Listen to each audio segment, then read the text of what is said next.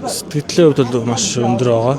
Ер нь бол нэгэн даванд улсын зам баталцсан, хоёрын даванд улсын арчлан орхон баяртай барилдаад давсанд бол маш их баяртай байгаа.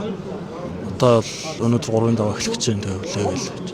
Ер нь бол ямар ч үг байсан би бол мэхээ хийгээл тэгээд ер нь мэхээ хийгээл өөрийнхөө ер нь барьцыг аваад өөрөөр л барилдаа гэж боддог. Тэгээд барилдаануудаа тэгээд давсандаа ер нь баяртай байгаа. Бэлтгэлээ ер нь хаана базааж ийн ямар багшийн доор базааж ийн?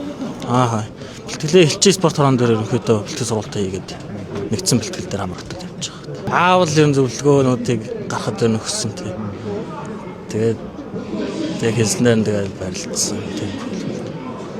Аймаг сумын цолтой заалны барилдаануудад бас олон барилдаж харагддаг. Тэнд бас гаргасан амжилтуудаас дурддаг тийм. Намрын аймаг цэргийн нээлттэй барилдаанд 4 давж ирсэн. Тэгээ сумын цолтой барилдаа сумын заануудын барилдаанд болохоор тогтмол бол шүүгөрөөд барилдаж байгаа. Тэгээд өмнө жил аймгийн Багнуур дүүргийн баяр наадамд 4 даваа 5-ын даваад өгдөг шаардсан. Тиймэрхүү бол. За ирж буй гал морин жилдээ Монголын ард түмэн сар шиндээ сайхан шинлэрээ гэж хэлээ.